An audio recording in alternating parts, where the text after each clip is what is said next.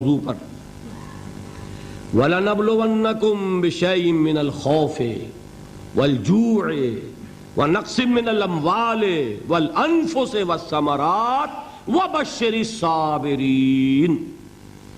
اور دیکھو ہم تمہیں آزمائیں گے، وَلَنَبْلُوَنَّكُمْ ہم لازماً آزمائیں گے تمہیں، بِشَيْءٍ مِّنَ الْخَوْفِ خوف کی کیفیت طاری کر کے، والجوع بھوک فقر اور فاقہ، ونقص من الاموال مالی نقصان، والانفس جانی نقصان، والثمرات اور ثمرات پھلوں اور میووں کا نقصان۔ میرے نزدیک یہاں پر ثمرات کا مفہوم ایک اور بھی ہے۔ ایک تو صاف تھا کھجور کی فصل تیار ہے، غزوہ تبوک جانے کا حکم مل گیا، کون اتارے گا؟ اور کھجور وقت پر اتری نہیں، برباد ہو جائے گی۔ یہ ہو رہا ہے نا میووں کا نقصان۔ اور میرے نزدیک یہاں یہ بھی ہے، بسا اوقات بہت سی محنتوں کا نتیجہ انسان دیکھتا ہے کہ ضائع چلا گیا، میں نے 10 سال محنت کی، حاصل کوئی نہیں نکلا۔ یہ ثمرات کیا ہیں؟ محنتیں، محنتوں کے ثمرات کا ضیاع۔ کوشش آپ نے کی، قسمت کی خوبی دیکھیے، ٹوٹی کہاں کمن، 2-4 ہاتھ جب کے لبے بام رہ گیا۔ Be prepared.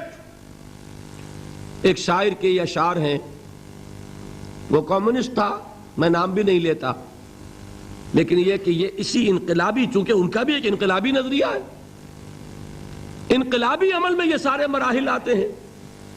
کوئی سیٹ بیک آیا فرض کیجئے، کوئی ناکامی ہو گئی، تو اپنے ساتھیوں کو دل بندھانے کے لیے یہ فصل امیدوں کی ہمدم اس بار بھی غارت جائے گی، سب محنت صبحوں شاموں کی اب کے بھی اکارت جائے گی۔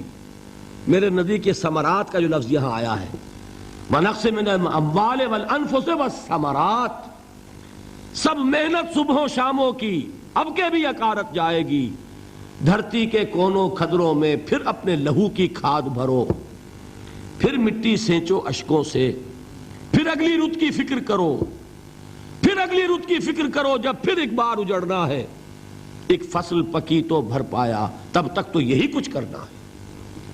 ایک مقصد ہے سامنے، انقلاب برپا کرنا ہے۔ ایک کوشش ناکام ہو جائے کوئی پرواہ نہیں، نیکسٹ، پھر تیار رہو ناکامی کے لیے۔ ایسا نہ ہو جو انگریزی میں کہتے ہیں hope for the best but be prepared for the worst. ایسا نہ ہو کہ دوسری مرتبہ ناکام ہو کے بددل ہو جاؤ، تمہاری ہمتیں جواب دے جائیں، نہیں، پہلے سے تیار رہو کہ دوسری مرتبہ بھی ناکامی آئے تو آئے، لیکن جب تک کہ کامیابی حاصل نہیں ہوتی ہمیں یہ کام کیے چلے جانا ہے۔ دیکھیے سیرت میں آیا کہ نہیں یہ واقعہ؟ بدر میں مسلمانوں کو فتح ہوئی تو احد میں زک پہنچی کہ نہیں؟ 70 صحابہ شہید ہوئے کہ نہیں؟ اگر ان کی ہمتیں جواب دے جاتی تو گاڑی کیسے چلتی آگے؟ تو فرمایا وَلَنَبْلُوَنَّكُمْ بِشَيْءٍ مِّنَ الْخَوْفِ وَالْجُوعِ وَنَقْصٍ مِّنَ الْأَمْوَالِ وَالْأَنفُسِ وَالثَّمَرَاتِ، ہم تمہیں لازماً آزمائیں گے، خوف کی کیفیت سے، فقر و فاقے کی کیفیت سے، بھوک سے، جان کے نقصان سے، مال کے نقصان سے، محنتوں کے حاصل کے ضائع ہو جانے سے۔ وَبَشِّرِ الصَّابِرِينَ، اور اے نبی بشارت دیجئے صبر کرنے والوں کو۔ الذین اذا اصابتہم مصیبت، وہ کہ جب ان پر کوئی تکلیف آئے، کوئی مصیبت آئے، کوئی آزمائش آئے، قالوا انا للہ وانا الیہ راجعون، وہ یہ کہیں کہ ہم اللہ ہی کے ہیں، اللہ ہی کی طرف لوٹ جانا ہے۔ یہ وہی انداز ہے جو میں نے فارسی کا شعر سنایا تھا آپ کو کہ سرے تسلیم خم ہے جو مزاج یار میں آئے۔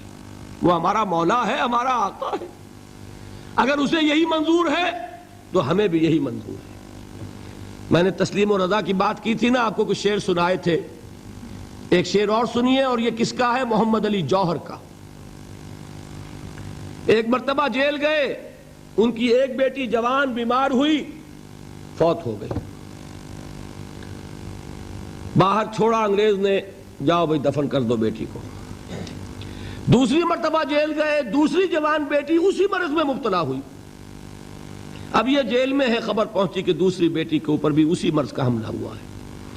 ایک نظم لکھی ہے جس کا آخری شعر یہ ہے تیری صحت ہمیں منظور ہے لیکن اس کو نہیں منظور تو پھر ہم کو بھی منظور نہیں.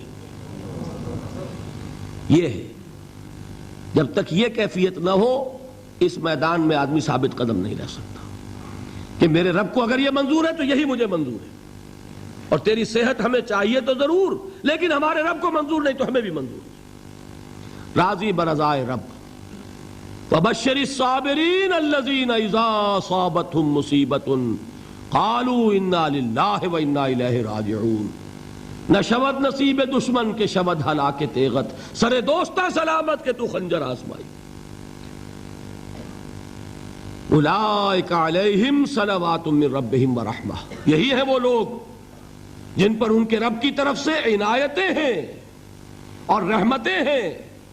وَأُولَٰئِكَ هُمُ الْمُهْتَدُونَ. اور یہی ہے وہ لوگ جو کامیاب ہونے والے ہیں, ہدایت پانے والے, ہدایت یافتہ. اسی سورہ بقرہ میں ذرا آگے چل کر